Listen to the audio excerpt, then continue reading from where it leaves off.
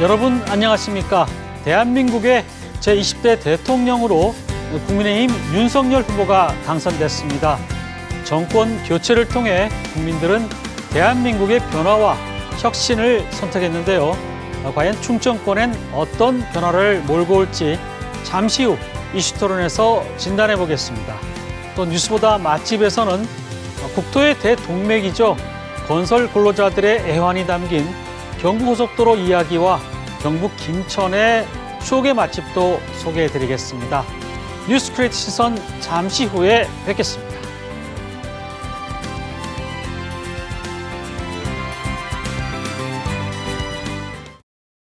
뉴스크리에이트 시선 오늘은 대선 이야기를 빼놓을 수가 없죠. 투표표에 관한 뒷이야기 들어보겠습니다. 보도국 김철진 기자 나와 있습니다. 어서 오세요. 안녕하십니까. 네, 선거 당일 투표표 현장 취재하느라 바빴을 텐데 어딜 다녀오셨습니까? 선거일에는? 예, 저는 사전투표일과 본투표일에 각각 유성구의 한 중학교와 그다음에 아파트 단지 내에 설치된 투표소에 다녀왔는데요. 이날 선거에 뜨거웠었던 열기를 느낄 수 있었습니다. 네. 그런데 투표표 현장에서 굉장히 혼란이 좀 많았었지요? 예, 그렇습니다.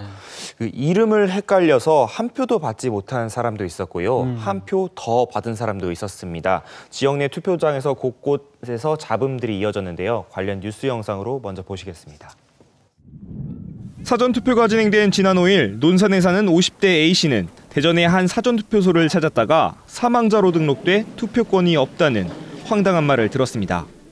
제가 사망자 명단으로 처리됐다는 이야기를 들었을 적에 처음에는 일단은 황당한 느낌이 들었고, 알고 보니 논산의 한 면사무소에서 동명이인의 사망자로 착각하고 A씨를 선거인 명부에서 삭제한 거였습니다. 본 선거날에라도 투표할 수 있지 않을까 희망을 품었지만 한 번 확정된 선거인 명부는 규정상 바꿀 수 없다는 선관위 답변에 A씨는 분노까지 느꼈습니다. 지난 9일 천안에선 70대 여성 B씨가 집 근처 투표소에서 한 차례 투표를 한 뒤이어 본인의 선거구에서 두 번째 표까지 투표함에 넣었습니다. 선거사무원이 생년월일을 제대로 확인하지 않고 B씨에게 이름만 같은 다른 사람의 표를 대신 준 겁니다. 결국 B씨가 혼자 두 표를 행사했다는 걸 밝히며 문제가 드러났지만 이미 투표함에 두 번째 투표지까지 들어간 상태였습니다. 근데 두 사례 모두 이 행정 태만으로밖에 볼 수 없는데 어떻게 이런 일이 일어났는지 도저히 이해가 되지가 않습니다. 예, 네. 두 사건 모두 공교롭게도 이름을 헷갈려 발생한 일입니다. 네. 첫 번째 사건은 지역 내 사망자와 일반 유권자의 이름을 헷갈려서 멀쩡한 사람을 사망자로 등록한 일이고요. 두 번째는 동명이인의 다른 유권자와 헷갈리면서 한 사람이 두 번 투표한 일입니다. 그런데 이름이 같아서 이게 문제가 발생했다라고 이렇게 해명할 수 없는 게 동명이인이야 얼마든지 있을 수 있기 때문에 당연히 생년월일까지 함께 확인하도록 하는 게 매뉴얼입니다. 굳이 선거라는 중대한 사무가 아니더라도 일반적으로 이렇게 생년월일까지 같이 확인하는 게 상식 아닐까요? 누군가는 뭐 한순간의 실수라고도 이렇게 뭐 변명할 수도 있겠습니다만 이게 선거라는 그 민주주의의 가장 큰 행사에서 이렇게 여러 차례 발생했다는 건 이게 실수가 아닌 뭐 실력이라 봐야 되지 않을까 싶습니다. 네. 우리가 초등학교 때부터 배우는 게 1인 1표제 아닙니까? 그런데 한 사람이 첫 번째 사례도 둘째 치고 두 번째 사례는 한 사람이 두 번 투표를 했다는 것인데 좀 자세히 얘기를 들어볼까요? 예, 천안 동남구에 사는 한 70대 여성입니다. 이번 선거 당일에 자신의 투표소가 아닌 다른 곳을 먼저 찾아가게 됩니다. 정상대로라면은 사전 투표 날에는 어디든지 가도 상관없지만은 본 투표 날에는 애초에 정해진 지정 투표소에 가야 투표를 할 수 있지 않습니까? 그렇기 때문에 이분은 여기서 투표를 못 해야 되는 게 정상인데 이분이 이제 정작 생년월일을 제대로 확인하지 않는 그런 그 직원들의 그런 실수로 인해서 그 동명이인의 투표지를 이제 받고 나서 문제가 시작됐습니다. 그리고 이분이 같은 날 오후 본인의 지정 선거구에서 두 번째 표까지 행사를 하게 됩니다. 그리고 스스로 이 같은 사실을 밝히면서 이번 문제가 비로소 드러나게 된 겁니다. 참 어처구니가 없는데요. 그런데 제가 의심이 드는 게 그럼 이분은 원래 동명이인이 그 동네에 살고 있다는 걸 알고 있었다는 거 아닙니까? 예. 그리고 그곳에 가서 본인이 이제 어떻게 보면 고의적으로 좀 계획적으로 두 번 투표를 한 게 아닌가 이런 의심이 드는데 어떻습니까? 예, 실수나 뭐 우발적인 일이 아니라 고의적인 일로 봐야 될 것 같은데 뭐 아직 해당 선관위는 뭐 수사가 진행 중이어서 그분의 고의라던가 의도 또 어떤 내용을 주장하고 있는지에 대해서는 밝히지 않았는데요. 근데 생각을 해보면은 이게 우발적인 혹은 실수로 인한 범행일 수가 없는 게 애초에 지정된 투표소에서만 투표가 가능한데 우발적으로 아무 곳에나 들어가더니 자신과 똑같은 사람이 있어서 투표를 했고 네. 그리고 또 오후에 다시 한번 본인의 투표소에 가서 투표를 한다? 이는 조금 말이 안 되는 것 같고요.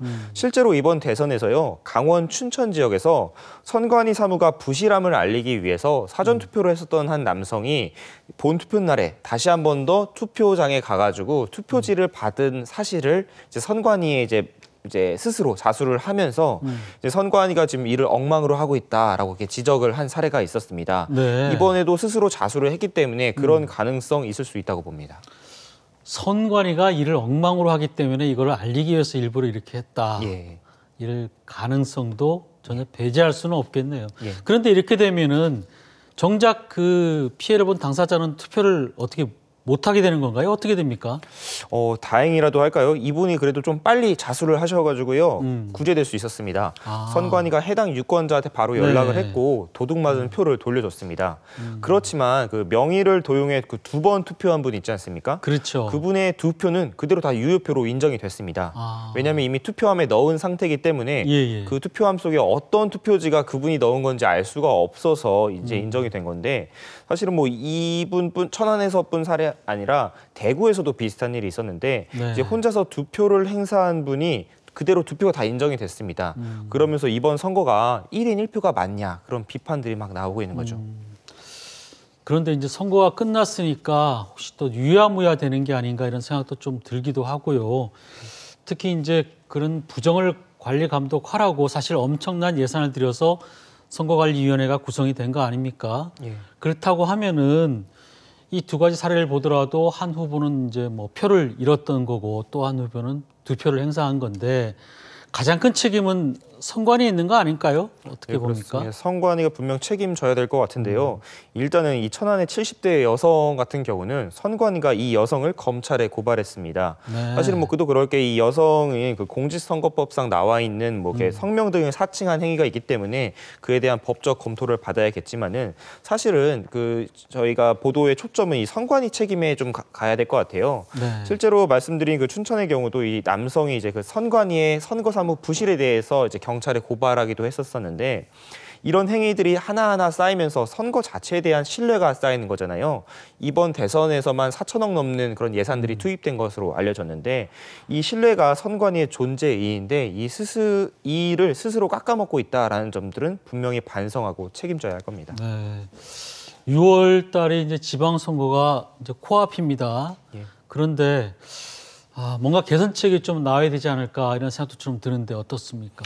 예, 꼭 필요할 것 같습니다. 사실 네. 이번 사전투표 부실 논란에서 많은 전문가들이 걱정을 했었던 게 만약에 박빙의 결과를 흐르게 되면은 이런 실수들이 빌미가 돼가지고 행여나 이제 선거 결과에 불복을 하거나 사회 네. 갈등이 격화되는 거 아니냐라는 그런 점들이었는데 다행히 이재명 후보가 빠르게 승복을 하면서 그런 일은 발생하지 않았습니다만 그렇죠. 네. 분명히 이제 과거의 일부 유튜버, 극성 지지자들이 외치던 부정선거가 공론장, 수면 위로 떠오른 거 아니겠습니까? 지선 같은 경우는 워낙에 뭐 한 명을 뽑는 게 아니라 크고 작은 여러 선거구에서 여러 명을 뽑다 보니까 이런 네. 갈등의 소지가 더 많을 수밖에 없기 때문에 이런 문제들을 사전에 검토해서 빠르게 해결책을 내야 될 것입니다. 네. 지방선거에서는 이런 일이 발생하지 않도록 미연에 철저하게 좀 대비책을 세워야 될 것 같고요. 이런저런 논란을 딛고 어쨌든 20대 대통령으로 윤석열 후보가 이제 당선이 됐습니다. 네. 특히 윤 후보 같은 경우에는 이제 충청의 아들로 자처를 하기도 했는데 네. 어떻습니까? 뭐 예. 윤 후보는 서울 태생이긴 하지만 아버지 윤기중 씨가 공주에서 태어나고 또 논산에서 자라나지 않습니까? 뭐 따지고 보면 뭐 충청의 아들보다 충청의 손자쯤 되지 않을까 싶긴 한데 네. 아버지의 그 고향 분위기 닮은 뉴스 영상 먼저 보시겠습니다. 네. 마을 곳곳에 대통령 당선을 축하하는 현수막이 걸려 있습니다. 윤석열 제20대 대통령 당선인이 뿌리를 둔 논산시 노성면입니다. 윤 당선인은 서울에서 태어났지만 부친인 윤기중 연세대 명예교수의 고향으로 파평윤씨 종친들이 모여 사는 곳입니다. 대선 후보 시절 충청의 아들이라 강조하며 윤진고택과 마을 종친회를 찾기도 했고 2008년 대전지검 논산지청장 시절에도 종종 이곳을 방문했습니다. 마을 주민도 대통령을 배출했다는 자부심으로 가득했습니다. 충청에 대통령이 하나 나왔으면 좋겠다 했는데 이참에 또 그렇게 나오고 또 대통령이 됐으니까 다 좋아하죠. 저곳은 뭐 사실 그 윤중고택도 근처에 있고 굉장히 아주 파평윤수 집성촌으로 알려진 곳인데 근데 예전 같으면 정말 잔치라도 열 법한데 좀 차분한 분위기인 것 같으네요. 그렇습니다. 사실 뭐 어려운 시험이나 뭐 높은 자리에 승진만 해도 마을에 현수막 걸린 거 종종 볼 수 있지 않습니까? 그렇죠. 네. 대통령을 배출했다고 한다면은 뭐 당연히 잔치할 법한데요. 실제로 당선되면 파평윤시 집성촌이 있는 그 논산 노성면 쪽에서는 잔치를 예정하기도 했었는데요. 실제로 잔치는 열리지 않았습니다. 네. 자중하자는 종친의 의견이 나왔다고 하는데요.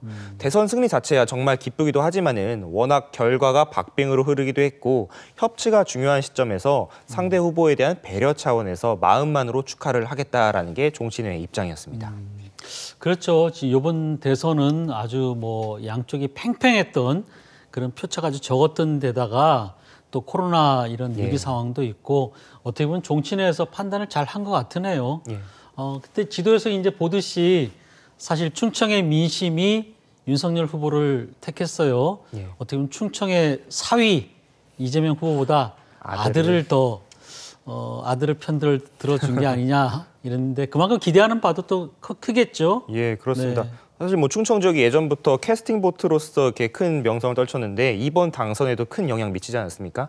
특히나 지난 대선부터 뭐 지선, 총선까지 여당에다가 힘을 실어줬다가 이번에는 정권 교체 여론에 힘을 실어준 셈인데 이는 뭐 특정 당에 대한 지지를 떠나서 윤 당선인에게 어떤 기대하는 바가 있다는 점 분명히 의미를 할 텐데요. 충청의 아들을 자처했던 만큼 이제 아들 키운 보람 있게 이제 윤 당선인이 약속했던 지역 현안들 잘 이끌어주고 또 지켜보도록 하겠습니다. 네. 김철진 기자 수고했습니다.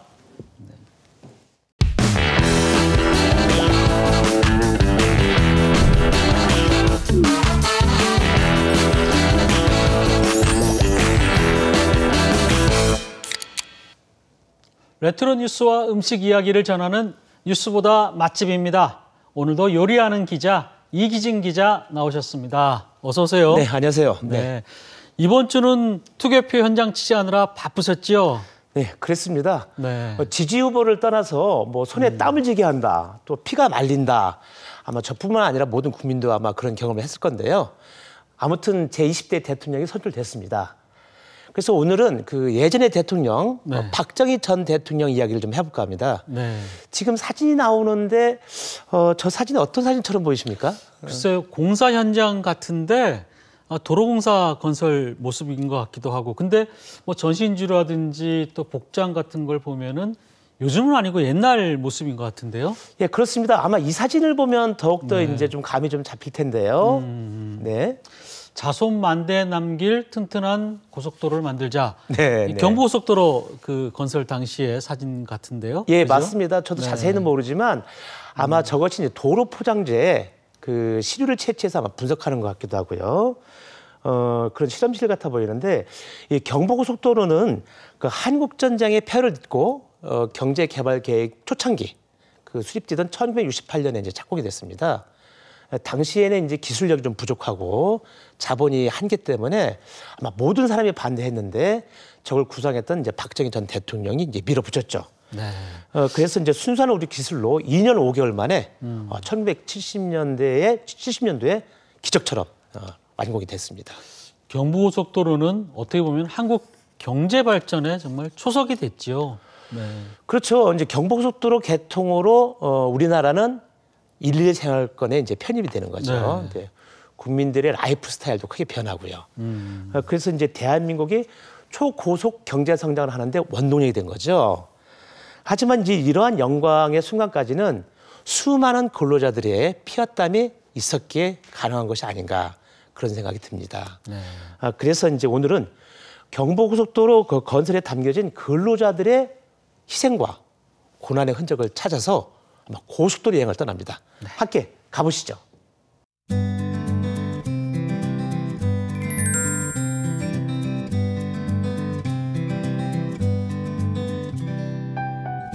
지금이나 그 고속도로를 지날 때는 휴게소에 들려서 뭐 화장실도 들리고 뭐 맛있는 것도 먹고 정말 즐거움이었죠. 그런데 지금 제가 가는 곳이 경부고속도로의 금강휴게소거든요. 근데 거기에는 그런 즐거움뿐만 아니라 또 다른 의미가 또 이야기가 있는 곳입니다.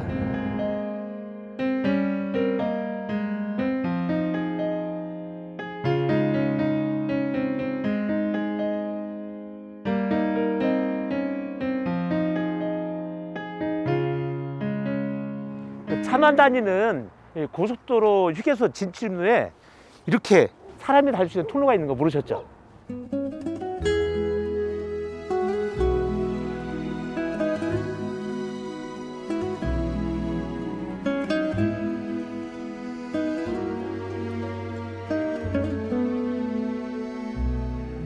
야, 이것도 나무로 막혔어.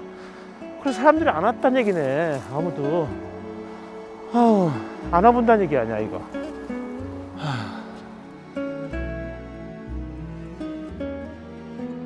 77분이 들어가셨구나.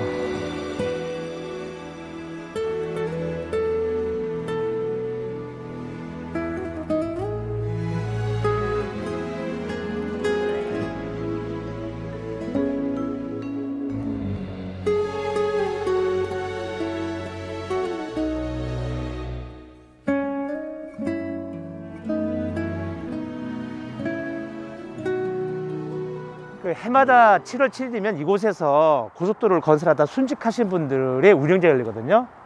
그런데 이제 1970년도 7월 7일이 바로 개통일이기도 하고 또 그리고 고속도로 건설에 희생된 분들이 77분이기도 해요.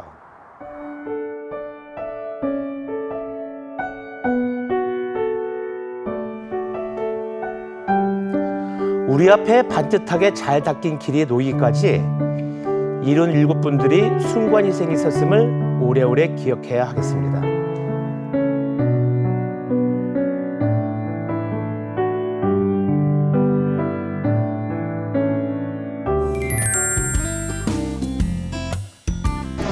경부고속도로 금강휴게소를 빠져나와서 또 하나의 특별한 의미가 있는 휴게소를 찾아가 봅니다.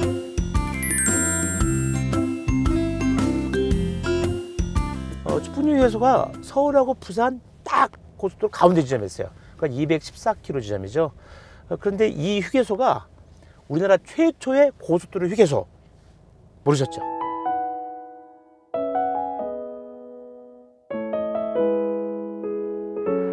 경부고속도로 춥풍령 휴게소 하행선과 상행선을 연결하는 육교를 건너면 또 하나의 기념탑이 있어요.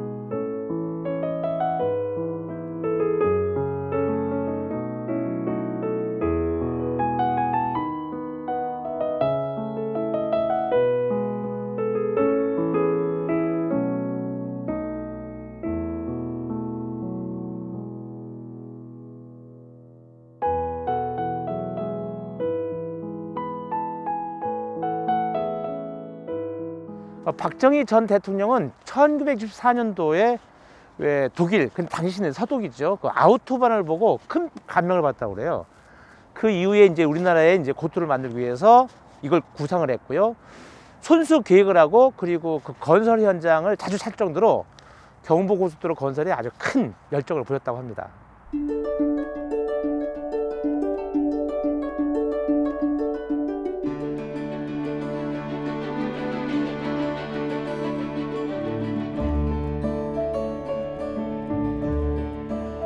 경부고속도로 준공 기념탑이 이 춥풍령 휴게소에 있었던 것은 이 서울 부산 구간 중에서 이 춥풍령이 가장 고지대로 난코스였다고 그래요. 공사하는데. 그래서 이제 박정희 전 대통령이 지방 순시할 때는 항상 이곳 춥풍령 휴게소 들려서 당시를 희고하고 그랬다고 합니다.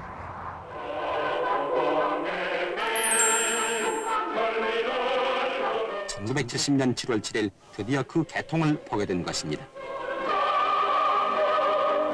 우리는 방초에 자본, 기술, 어느 것 하나 내세울 게 없었지만 희망 하나로 시작된 도전. 수많은 이들이 땀과 눈물로 대한민국은 힘차게 도약할 수 있었습니다. 이 춥풍령 가정 휴게소와 함께 김치 내 또 하나의 명물인 지뢰면 흑돼지 거리에 왔거든요. 도대체 얼마나 맛있길래 이거 소문났는지 한번 가보려고요.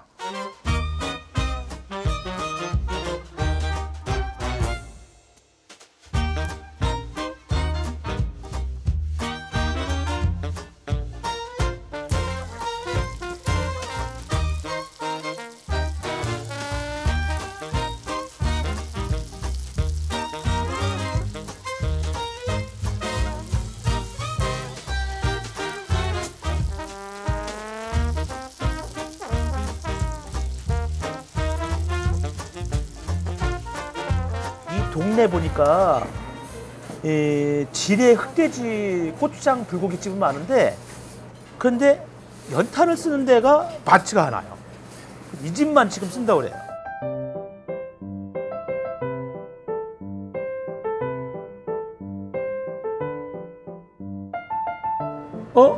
불이 좀 약한 것 같은데.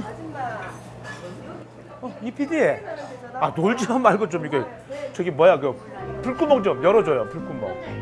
네, 불구멍. 아니 거기 이제 손이 안 닿잖아 여기까지. 제대로 먹어야지 말이야. 자 지금 이거 보세요. 이게 60년 된 거라고 그래요. 이게 와. 열으니까 벌써 이제 불이 쫙 올라오네. 자 이제 초벌한 거니까 저는 살짝만 구워서 먹으면 돼요. 이거 불고기 드실 때 양념된 거 이거 잘 다뤄야 돼요. 이 기름이 뚝뚝뚝 떨어져 가지고 이거를 잘 다루지 못하면 타버려. 그래서 살살 화난 집사람 다루듯이 다뤄야 돼 이거는. 자, 어이구. 와.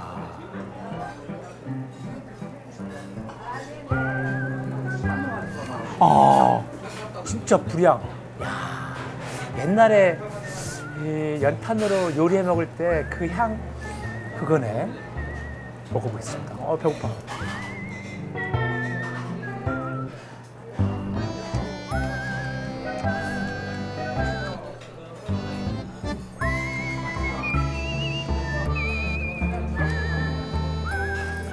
극강의 불맛. 빨간 양념하고 불향이 싹 깊어져가지고 입에 들으니까 진짜 끝내주네. 끝내줘. 그런데 왜 어머니가 생각나죠?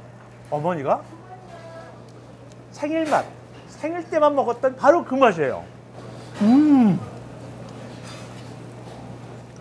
역시 한국 사람은 불맛이야. 처음에 그냥 싹 구워서 초벌해가지고 딱 나와가지고 불맛이 한 번도 빠지지 않고 그대로 불맛을 계속 살린 것 같아요. 지금 시간이 2시가 지금 막 넘었는데 손님들이 지금 계속 밀려와요. 지금 뭐 전때도 훨씬 지났거든요.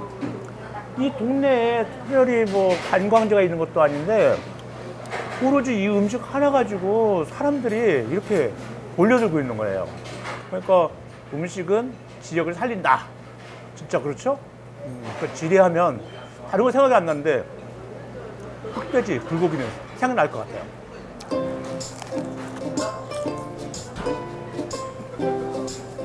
딱 넣고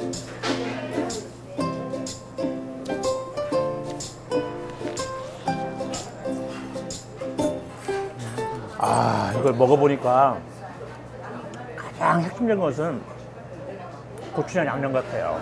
근데 제가 요리하는 기자인데 궁금한 게 못 참지. 사장님.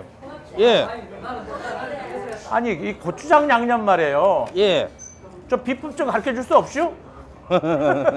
뭐 들어간 거예요? 그요. 가르쳐주면 안 되는데. 조금만요, 조금만. 고추장. 예. 마늘 들어간 거 같고. 예. 과일 들어갔쇼? 과일은 안 들어가요. 과일 안 들어갔쇼? 예. 근데 왜 이렇게 달짝지근한 맛이 나죠? 웃고 하지 말고. 어머니한테 혼나요. 예? 어머니한테 혼나. 이제 고속도로를 촬영을 하고 왔는데 옛날부터 왜 건설 현장 또 석탄 캐는 광부 이런 분들이 이 돼지고기를 많이 먹었다고 그래요. 그러니까 그 돼지고기 기름이 또 비계 쪽이 왜 폐에 있는 그 먼지라든지 이걸 쓸어내린다고 해가지고 내 생각에는 아마 옛날에 경부고속도로 건설했던 분들 그런 분들이 또 여기 와서 먹으면서 또 그 관리를 하지 않았을까 그런 생각도 드네요.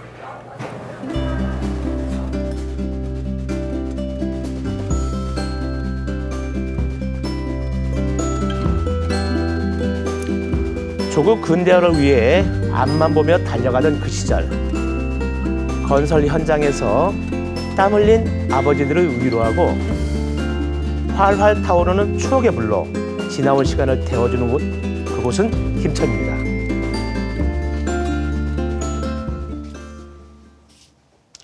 네, 추풍령 휴게소에 이제 경부고속도로 준공 기념탑은 굉장히 이제 웅장한데 금강 휴게소에 있는 건설 순직자 위령탑은 일부러 찾지 않으면 참 알기 힘든 곳에 있네요. 예, 그렇습니다. 저도 이번에 처음 가봤어요. 네. 추풍령 휴게소를 많이 가봤는데 좀 아까 영상에 보셨듯이 나무로 가려져 있지 않습니까? 그런데 그 금강 휴게소의 위령탑은 휴게소에서 불과 한 5분 거리에 있어요. 주전부리만 하지 마시고 거기 가보시는 것도 좋을 것 같고요. 특히 어린 자녀가 있는 분들은 교육의 현장으로도 권해볼 만합니다. 예. 네.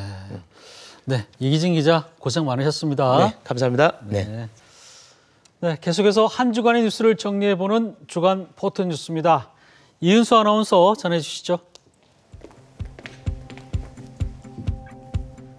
사진을 통해 한 주간의 뉴스를 정리해보고 누리꾼들의 다양한 반응을 알아보는 주간 포토뉴스입니다. 오늘도 3가지 소식 준비했는데요. 첫 번째 사진 보겠습니다. 충청권 최초의 학생운동이자 4.19 혁명의 기폭제가 됐던 3.8 민주의거 기념식이 지난 화요일 대전 컨벤션센터에서 열렸습니다. 62년 전 자유당 독재의 한거에서 민주주의를 부르짖었던 대전 고등학생들의 시위, 그 함성이 들불처럼 번져서 지금의 대한민국을 만들었는데요. 성큼 겨울을 뛰어넘으리라는 주제로 진행된 이번 기념식에서 시대의 겨울을 힘차게 뛰어넘었던 그날의 청춘들에게 모두가 감사한 마음 전했습니다. 누리꾼들도 같은 마음인데요. 마트에 장 보러 가는 길에 보던 그 탑! 와, 엄청 중요한 탑이었네요. 그날의 청춘들이 만든 오늘의 대한민국 모두 자랑스럽게 잘 지내고 계시죠? 하는 반응까지 살펴봤습니다. 대한민국 민주화 역사의 큰 이정표가 됐던 3.8 민주의거. 이제는 우리 모두가 기억하고 이어가야 할 소중한 정신입니다. 자, 다음 사진 볼까요? 봄이 되면 양봉농가에서는 겨우내 꿀잠을 자고 있던 벌들을 깨우는 일을 하는데요. 하지만 올해는 꿀벌로 꽉 차 있어야 할 꿀통이 텅 비는 꿀벌 실종 사건이 전국적으로 발생하고 있습니다. 이렇게 꿀벌이 사라지는 현상이 전국적으로 퍼진 건 올해가 처음이라고 하는데요. 우리 지역 충남도 2,900여 양봉농가 가운데 평균 50% 이상이 피해를 본 것으로 추정되고 있습니다. 아직 명확한 원인조차 밝혀지지 않아서 더 애를 태우고 있는 꿀벌 실종 사건, 누리꾼들도 할 말이 많습니다. 이상고온, 꿀 섭취 부족? 이유가 뭐죠? 벌들에게 물어볼 수도 없고 꿀벌이 사라지면 생태계도 큰일인데 더 큰일로 이어지지 않길 바랍니다 하는 반응까지 살펴봤습니다. 꿀벌이 사라지면 양봉 농가뿐 아니라 과채소류를 생산하는 일반 농가에도 크게 영향을 미치기 때문에 빠른 시일 내에 원인이 규명돼 문제가 해결되길 바라는 마음입니다. 오늘의 마지막 사진입니다. 대한민국 제20대 대통령으로 윤석열 후보가 당선됐습니다. 역대 최고의 사전 투표율을 보였던 이번 대선은 77.1%의 전체 투표율을 보이며 모두 마무리가 됐는데요. 후보자 간의 표차는 24만여 표로 그 어느 때보다 초박빙의 승부를 펼쳤습니다. 새 정부, 새로운 대통령에 바라는 누리꾼들의 기대와 주문도 줄을 잇고 있습니다. 자, 우선 축하의 박수는 쳐드렸고 이제 회초리 들고 한번 지켜볼까요? 끝난 것 같죠? 이제 시작입니다. 크크크. 20대 대통령님, 대한민국 한번 잘 운전해봅시다 하는 반응까지 살펴봤습니다. 새롭게 바뀔 대한민국의 내일과 충청의 변화, 어떤 모습일지 궁금하실 텐데요. 이어지는 이슈 토론에서 자세히 짚어보겠습니다. 지금까지 주간 포토뉴스 함께 하셨습니다.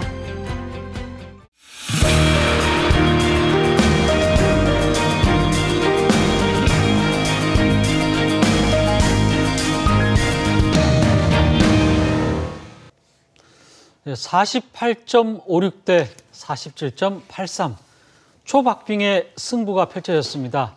국민의힘 윤석열 후보가 대한민국 제20대 대통령으로 당선됐는데요.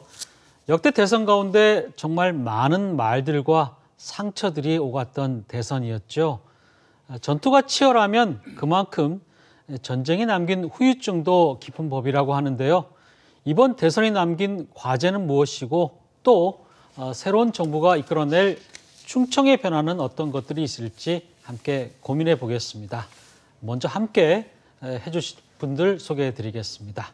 네, 충남대학교 자치행정학과 육동일 명예교수 나오셨습니다. 네, 안녕하세요. 반갑습니다. 네, 모건대학교 공공인재학부 권선필 교수 함께 해주셨습니다. 어서 오세요. 예, 안녕하세요. 네. 저희 뉴스크리에이터 시선에서는 매주 대선 이슈들을 짚어드렸는데요. 정말 말도 많고 탈도 많았던 이번 대선, 우선 총평부터 좀 들어보겠습니다. 네, 유 교수님, 네, 어떻게 볼 수 있을까요? 네. 예, 다 지켜보신 바와 같이 이번 선거는 아주 치열한 전쟁같이 치러진 선거 아닙니까? 근데 막상 결과를 뚜껑을 열어보니까 초박빙의 그런 결과를 우리가 지켜봤습니다. 불과 0.8% 차이. 유권자는 4,400만 명이 되는데 아주 초박빙으로 끝났고 25만 표 차는 아마 역대 우리 대선에서 처음 있는 표 차이거든요. 근데 저는 이제 이 아주 아슬아슬한 박빙의 승부임에도 불구하고 또 그동안에 네거티브다, 역대급 비호감 선거다 이런 부정적인 평가를 받았지만 그 선거 후에 나타난 그 여러 가지 그 선거 결과를 보면 우선 그 초박빙의 결과에 대해서 깨끗하게 승복을 했다는 사실, 이거는 굉장히 쉬운 일 같지만은 아주 그 중요한 정치 발전의 계기가 된다고 보고요. 또 한편으로 그 패자가 승자에게 이제 축하를 보내고 또 승자는 패자에게 위로를 보내면서 다 같이 선거 기간에 느꼈던 시대 정신이 이 국민 통합과 화합이라는 그런 시대 정신을 서로 주고받고 앞으로 새로운 정부는 통합의 정부로 성공하기를 그렇게 기원하고 또 그렇게 약속하는 그런 아름다운 선거의 마무리를 지켜봤습니다. 네. 공 교수님은 어떻게 보셨습니까? 유 교수님 말씀에 공감하고요. 그게 이제 오늘까지는 아마 그렇게 됐을 것 같은데 이후는 저는 대단히 위험한 상황이라고 봅니다. 갈등의 절정이거든요. 똑같이 말씀하신 것처럼 5대5의 승부였고요. 거기서 끝까지 이 참여를 안 한 분들이 말씀하셨던 것처럼 무효표가 30만 표 이상이 나왔고요. 또 끝까지 진영을 선택하지 않은 두 후보가 있었습니다. 1% 이상 가까이 되는 그런 후보들이 심상정 후보하고 허경영 후보에 대한 이야기를 저는 빼놓을 수 없다고 보거든요. 끝까지 여기에 투표했다는 것들은 무효표를 포함해서 이분들은 앞으로 어떤 변화를 가져올지 모르는 거기에 극단적인 반응을 할 수 있는 여지가 여전히 남아있기 때문에 5대5라고는 위험한 상황도 양쪽이 대립하고 있는 상황도 있고 동시에 극단적인 걸 유지하는 분들, 특히 이분들이 갖고 있는 이 행태나 이 스타일 자체가 기존의 정치인하고는 전혀 다른 측면이 있어서 이번에 양쪽에 투표를 하긴 했지만 이분들이 앞으로 어떻게 반응할지에 따라서는 이걸 풀어나갈 수 있는 정치 메커니즘을 갖고 있지 못하다고 하는 게 이제 제 생각이라 대단히 위험한 상황이 시작됐다 이렇게 저는 보고 싶습니다. 앞으로도 쉽지 않을 것이다 이렇게 보시는 것 같은데, 근데 표 차이는 크지 않았지만은 그래도 이제 승패를 갈랐지 않습니까? 그러다 보니까 여야의 승리 요인과 또 패배 요인은 무엇인지 한번 좀 짚어보고 싶은데요. 어떻게 보세요, 교수님은? 네. 무엇보다도 이번 선거에서 줄곧 유지된 그 이슈는 정권 심판론입니다. 예, 불과 55% 이상이 꾸준히 유지된 거거든요. 그것은 결국은 그 문재인 현 정권에 대한 심판. 보통 우리가 대선은 대통령 선거는 전망적 투표라고 해서 미래 비전을 가지고 투표를 하는데 이번 선거는 마치 총선이나 지방선거 같이 이제 그 회고적 성격의 투표로 나타났거든요. 그거는 곧 그 현 정권에 대한 심판. 다시 말해서 현 정권의 국정의 실패, 뭐 정책의 실패, 실정 이런 것들이 국민들에게 굉장히 부정적으로 나타났다. 뭐 잘 아시는 바와 같이 부동산 문제, 또 이 경제 소득 주도 성장이라든지 뭐 최저임금제 문제가 일자리를 창출하지 못하고 우리 경제 계층을 양극화시킨 문제, 또 무리한 탈원전 정책, 뭐 이런 것들이 정책 실패임에도 불구하고 이 정권은 그러한 실패에 대해서 반성하거나 수정할 노력을 기울이지 않은 채 내로남불에 일관한 그런 점들이 아마도 그 국민의 심판을 받았고, 두 번째는 뭐 그러한 정권을 뭐 승계하는 것도 아니고 또 차별화하는 것도 아닌 이재명 후보가 이제 그 좀 어정쩡한 스탠스를 가지고 뭐 물론 이제 뭐 상당히 긍정적인 측면도 있습니다만은 뭐 여러 가지 이제 그 후보와 관련된 그 부정적인 그 여러 가지 측면들 또 뭐 이를테면은 대장동 문제를 비롯해서 불법 법인카드 사용 문제 또 뭐 욕설 폭력 같은 이 품성에 관한 문제 이런 것들이 줄곧 후보를 따라다니면서 이게 부정적으로 평가된 그런 측면이 아마도 이번 선거에 반영이 되지 않았나 그렇게 생각을 합니다. 공 교수님은 어떻게 보십니까? 승패를 가른 요인이 좀 분석이 될까요? 예, 패배 요인은 명확하게 이제 얘기를 할 수 있는 것 같습니다. 패배라고 지금 얘기하는 게 여당이 패배했기 때문에 패배라고 얘기하는 거거든요. 야당이 만일 바꿨다 그러면 패배라고 할 수 없는데 승리 요인은 저는 명확하게 몇 가지 있는 것 같습니다. 말씀하신 것처럼 승리 요인의 한 가지 확실한 거는 변화를 원한다는 겁니다. 이재명 후보, 윤석열 후보 전부 다 마찬가지거든요. 아웃사이더들이 들어왔고요. 국민의힘 같은 경우는 이준석 대표처럼 젊은 세대가 들어갔거든요. 이제 문제는 지금부터라고 말씀드리고 싶은 게 뭐냐면 이 승리 요인들을 계속 정치권에서 살려나갈 수 있을 건가라고 하는 거죠. 아까 말씀드린 여전히 아웃사이더가 돼 있는 여성들도 계속 요구를 할 거고요. 청년 세대가 계속 요구를 할 겁니다. 그리고 실질적인 삶의 즉시 해결을 원하는 허경영 스타일의 정치도 요구를 하고 있거든요. 이게 승리 요인, 이걸 가져간 게 승리 요인이라고 생각하는데 이 승리 요인을 지속해서 성과를 낼 수 있어야 되는데 이 부분이 가능할 건가라고 하는 게 이제 과제가 되겠죠. 그런데 이제 이번 대선 보면 19대 대선보다 투표율이 뭐 0.1%포인트 낮았다고 하지만은 또 사전투표율은 뭐 36.93%로 역대 최고치였고요. 비호감 선거라고 하지만 그래도 투표율이 꽤 높았던 거라고 저는 볼 수 있을 것 같아요. 그런 심리는 어떤 심리가 있을까요? 저는 몇 가지 요인으로 좀 정리하고 싶은데요. 우선 첫째는 우리 대통령 선거가 87년에 이제 개헌을 통해서 지금 8번째 치루어진 거거든요. 그런데 이 대통령 선거가 지금 계속해서 제왕적 대통령을 양산해내고 또 모든 것을 이제 뭐 특권과 모든 권력을 집중화시키는 그러한 그 체제에서 벗어나지 못하고 있기 때문에 결국은 대통령이 승자 독식에 모든 권력을 다 갖게 되는 그러한 문제 속에서 이게 뭐 그야말로 아주 전투 같은 선거를 치러야 되거든요.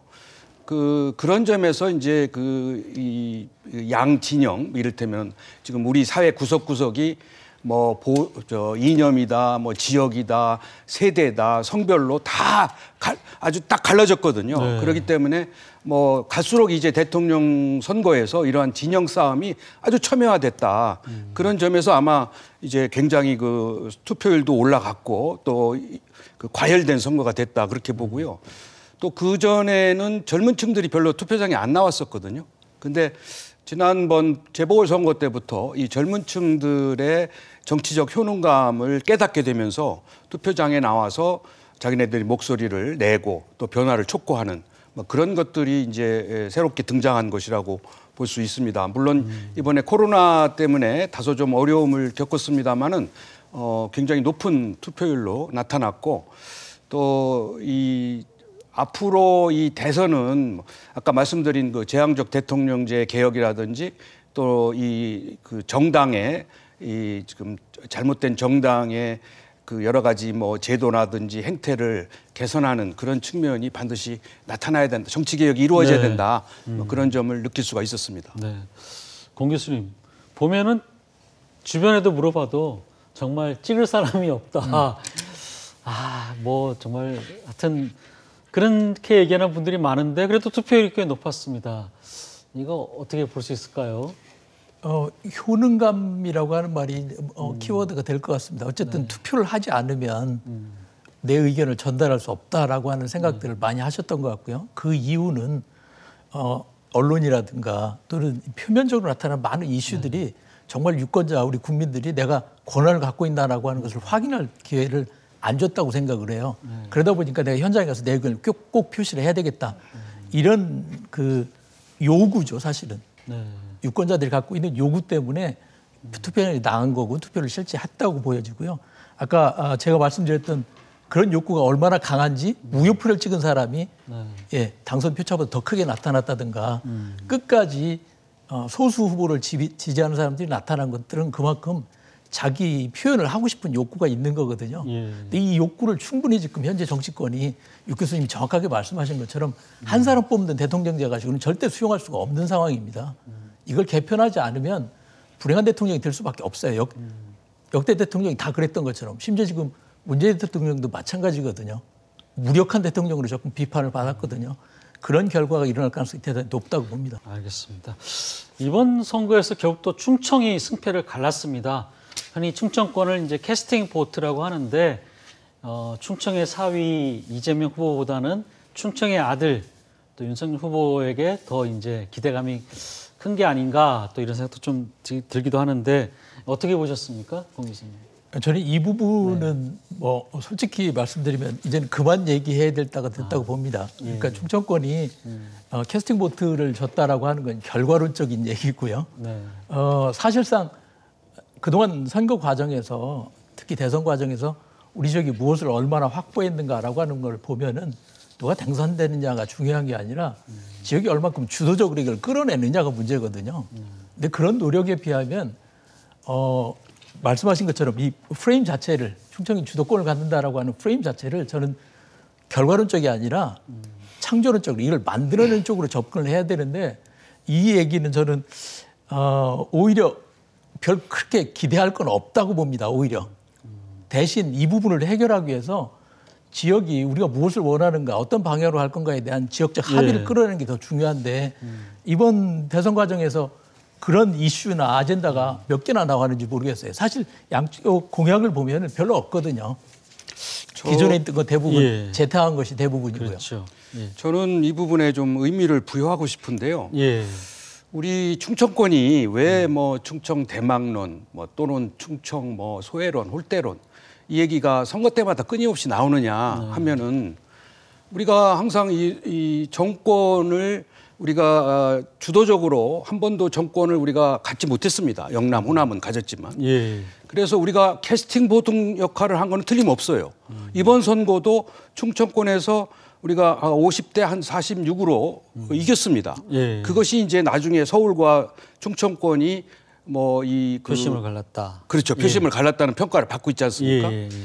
그럼에도 불구하고 충청권에서 이긴 사람이 대통령이 된다는 그런 전례가 깨지지 않고 있는데 그렇게 해서 캐스팅 보팅 역할을 했음에도 불구하고 선거 후에는 다시 항상 충청권이 홀대받고 소외되고 인사에서 제외되고 이런 걸 되풀이하고 있기 때문에 우리 충청권의 유권자들은 항상 염원이 있습니다. 말하자면 우리 충청권이 더 이상 소외되지 않는 그런 그 정권에서 좀 평가를 받고 싶어 하고 또 그런 것이 충청 대망론으로 이어진 거고 그래서 이번에도 이제 그런 염원이 이제 실현됐는지 모르겠습니다만 결국은 충청권에 약속했던 공약이 실현되고 충청권의 인사가 발탁되는 그러한 그 결과를 나타내야 진정한 충청 대망론이라고 볼 수 있겠죠. 자, 이번에 이제 지역 얘기 좀 더 해보려고 하는데요. 지금 윤석열 당선인이 지역에 이제 내걸었던 공약들이 좀 여러 가지가 있습니다.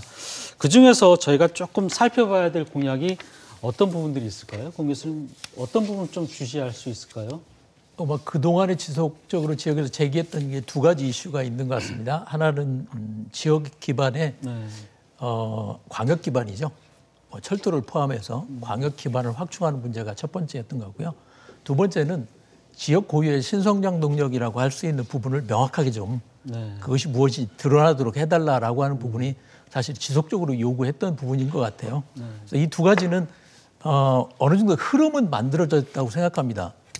뭐 우리 대덕을 중심이든 세종을 중심으로 해서든 지역의 새로운 성장 동력을 만들자라고 하는 것에 대한 이야기는 어느 정도 흐름이 만들어져 있지만 속도가 얼마큼 날 건가의 문제인 것 같아요. 네. 또 다른 부분이 도시 인프라, 지역 인프라를 재구성하는 부분에 있어서 메트로 메가시티 얘기처럼 메가시티 얘기가 기본적으로 되려면 지역이 연결되는 게 있어야 되는데 그것이 너무 취약했거든요. 그동안 관심이 없었습니다. 그래서 이 부분도 계획도 다양하게 나와 있는데 내용상보다도 저는 속도 문제라고 봅니다. 얼마나 빨리 이것이 이루어지느냐가 지금 중요하지 대동소이하게 큰 이슈는 이 두 가지라고 봅니다. 지역 인프라를 어떻게 개선할 건가라고 하는 부분하고 새로운 성장 동력을 어떻게 만들어낼 건가라고 하는 이 두 가지 측면이 아닌가 싶습니다. 네.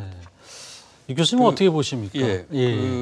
우리 대전, 세종, 충남 경우에는 뭐 이른바 만년 공약이라고 하는 것들이 있어요. 네.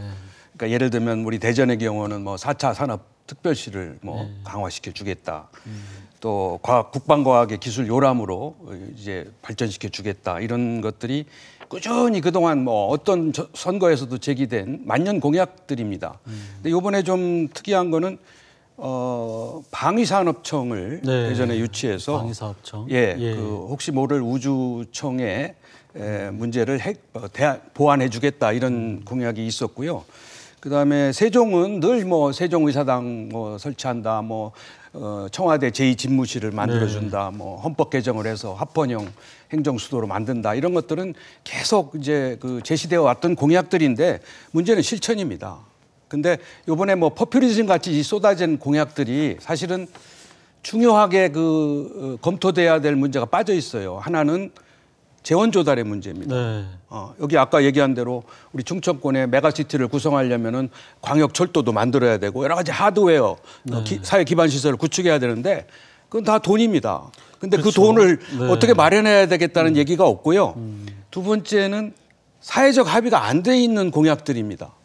특히 세종에 내놓은 공약들은 뭐 헌법 개헌을 한다든지 또 무슨 뭐 그 국회를 이전한다든지 뭐 이런 거는 사회적 합의, 특히 수도권과의 합의가 필요한 공약들이거든요.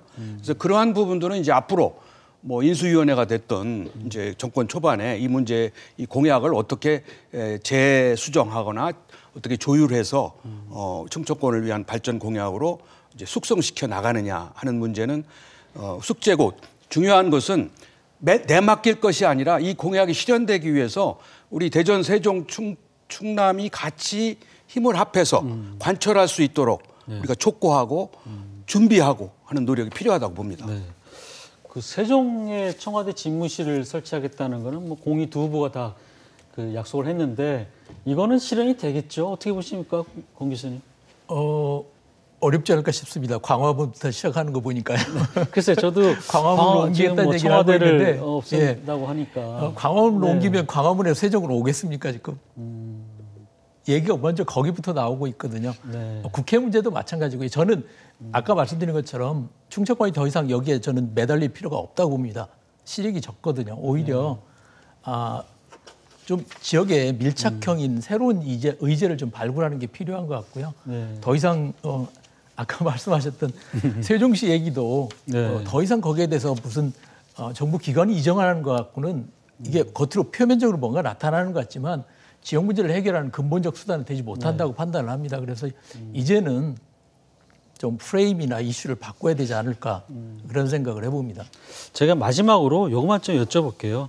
이제 6월 1일에 지방선거가 이제 실시되는데 아무래도 영향을 뭐 받을 수 있지 않겠습니까? 그거 어떻게 보시는지 짧게 좀 부탁드리겠습니다. 불과 이제 몇 개월 사이에 이제 지방선거를 치러야 되는데 보통 우리가 대통령 선거, 정권의 이양을 위한 대통령 선거하고 1년 이내에 치른 지방선거는 전부 여당이 승리를 했어요. 그렇죠. 근데 이제 문제는 이번 선거에서 보셨듯이 박빙의 선거가 됐단 말이에요. 50대 50에. 그러니까 지난번에 그런 선거는 어느 정도 차이가 이루어진 가운데 1년 내에 선거를 치렀기 때문에 집권 여당이 승리했지만 이번에는 아주 박빙의 선거의 결과가 지방선거에 어떤 영향을 미칠지는 아직은 미지수입니다. 이제 중요한 거는 지방선거에서 얼마만 한 새로운 인물을 내놓고 어떤 공천을 거쳐서 좋은 상품을 내놓느냐 하는 문제하고요. 그다음에 지금 지방선거가 자꾸 정당 본위의 선거가 돼 있어가지고 지역의 이슈를 가지고 공약 경쟁을 안 하기 때문에 그런 것을 보장해 줄 수 있는 지방선거가 되느냐 안 되느냐에 따라서 지방선거의 결과가 달라지고 그 지방선거가 제대로 치러지느냐 안 치러지느냐가 결정될 겁니다. 네, 공 교수님 마지막으로 한번 부탁드릴게요. 유 교수님 말씀에 100% 공감합니다. 이제는 아마 백지에서 시작한다고 볼 수 있을 것 같습니다. 여야가 다 백지에서 시작한다. 특히 이제 지역 우리 대전 안에서 각 구별 득표 차를 보면은 그게 보여지거든요. 말씀하신 것처럼 인물과 공약이 얼만큼 새로운 것이 제시되냐에 따라서 그 차이를 만들어낼 수 있다라고 하는 것이 예를 들어 지금 대덕구하고 중구에서 표 차이가 얼마나 났는가를 보면은 중구는 표 차이가 가장 적거든요. 대덕구가 가장 표 차이가 크더라고요. 정책 혁신을 얼마큼 하느냐, 노력을 하느냐에 따라서 누구나 가능성이 있는 그런 선거가 될 것 같습니다. 백지에서 시작해서 누구나 얼마큼 유권자를 설득하느냐라고 하는 데서 해볼 만한, 그래서 경쟁할 만한 그런 선거가 될 것 같습니다. 네. 이제 사실 새로운 정부가 이제 들어서게 되는데요. 정말 박빙에서 승패가 난 만큼 저는 개인적으로 새로운 정부는 자신을 하지 않은 분들부터 먼저 좀 챙겨야 되지 않을까 이런 생각도 좀 들고요. 두 분 말씀은 여기까지 듣도록 하겠습니다. 네, 감사합니다. 오늘 나오셔서 고맙습니다. 네, 뉴스크레이트 시선 오늘 순서는 여기까지입니다. 편안한 휴일 보내시고 저희는 다음 이 시간에 다시 인사드리겠습니다. 함께해 주신 여러분 고맙습니다.